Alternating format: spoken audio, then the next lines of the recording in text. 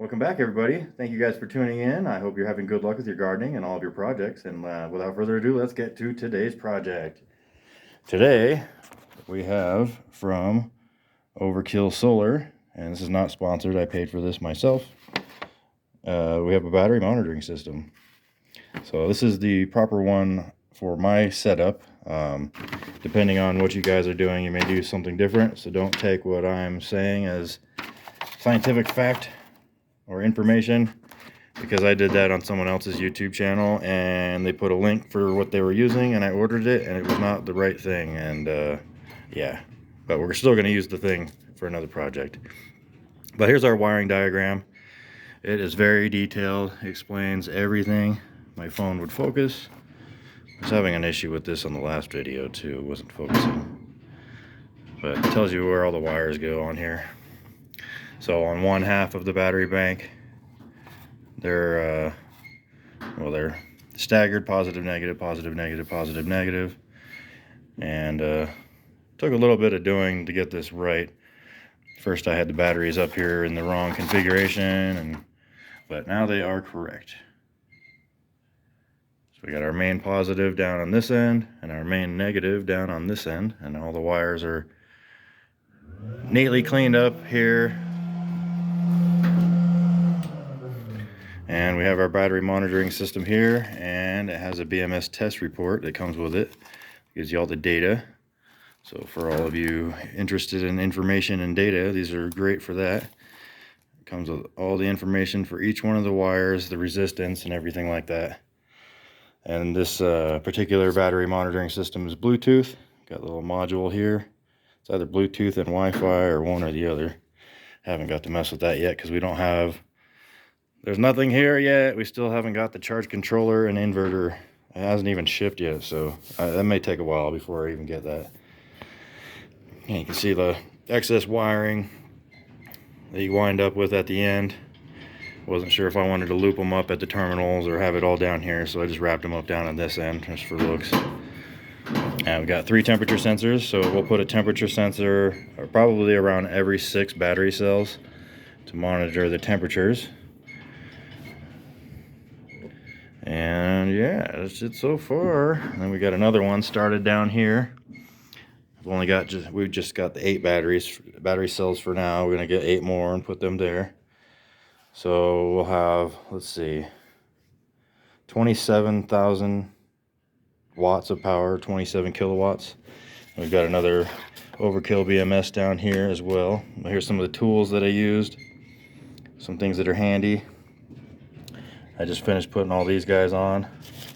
This one is actually set up a little differently. I ordered these at different times, so there must have been a box I checked on this monitoring system that I did not check on that one. Because you can see here, there's no, the ends are not, there are no ends on there. These ones I put on myself, those guys. But this one has the lugs already attached to it. See that?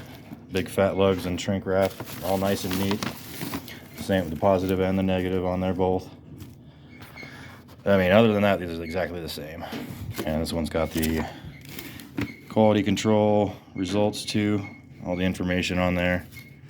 So this is going to be fun to mess around with. Once I get the battery, the charge controller, inverter, once that gets in, we'll be able to play with these things more and plug them in and get the Bluetooth and all that kind of stuff going. Maybe we'll hook a laptop up to it and see if I can set it up to where I can monitor this from anywhere that I have phone service. So even if I'm not here, I can monitor the batteries just for the heck of it, just for the inner nerd in me.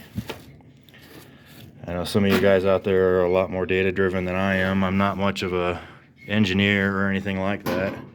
I don't even play one on YouTube, but I do like to make cool things and share them with you guys. You know what? Let's make this a dual purpose video. I'll show you guys something else over at the solar array. Here's my Shoshugi bond station right here. That's where I get all my wood burnt using one of those guys, little flamethrower. Got our little welding table set up out here. And if you can see here, there's only 10 solar panels left. That's because the other 10 are up on the array. we ran out of linseed oil, so I couldn't finish the last of the 2x6s to get 4 more panels open installed. Of course, the wind's picking up right now. It is super warm out right now. But here's the beginnings. We've got our combiner box here. So we got 4 inlets here. I don't even know if I can see those on the camera. It's so bright out. But we got 4 inputs, 4 positive and 4 negative. And then I just kind of roughly did some wiring here. Put some of these clamps up. I may take these off because I'm worried about these getting damaged by the metal. So I don't want that to short out. So we're probably going to remove those and redo it with some plastic ones. And then I'm probably going to redo all the wiring and clean all this up too. But I just wanted to hook it all up just so we could have some power going to the combiner box. So we've got, right now, we've got 5 panels hooked up in series and 2 in parallel. So these bottom 5 are in series and this top 5 is in series. And then those 2 are plugged in right here. And that goes to a 500 volt circuit. And I think when I tested this, it was 160 volts. So it was nowhere near the max on there. And then of course we've got 32 amp fuses on each one of these. And then just for the heck of it, I added another fuse in line on the positives coming from the each string of panels. So there's one here for this row, and then I put another one here for this row just for added safety. I probably don't need any of that. I mean, I honestly don't know what I'm doing. I've never done any of this stuff before. I'm not an electrician or computer engineer or computer scientist or anything like that. I mean, I'm an expert in aquaponics and now becoming an expert at living off-grid out here. It's probably is the best decision I've ever made in my life. I love it out here. It's so quiet. Yeah, it's pretty amazing. But anyways, enough of me talking about how happy I am. So we ran out of hardware. I think I mentioned that in the last video. So we couldn't add any more panels up there, even if I did have the linseed oil to finish the Shoshugiban. So hopefully the hardware will be here. I think tomorrow the bolts and the washers will be here, and then the nuts will come sometime next week, I imagine. And then we still have to finish this last section over here, right here. So I need to go and get 3, 6, maybe 7 more 2x6s also, because I don't have enough of those right now. I think we'll use 2 more here, 1 here and another one here, and then 3 more on this side, or 4 more on this side, and then across from here to there, and then from there to this corner. And then of course we're gonna do up here, I decided I'm gonna do like an X across here maybe, just for added stability, even though this thing I can put all my weight on it and it does not even wiggle, not even a little bit. So far so good.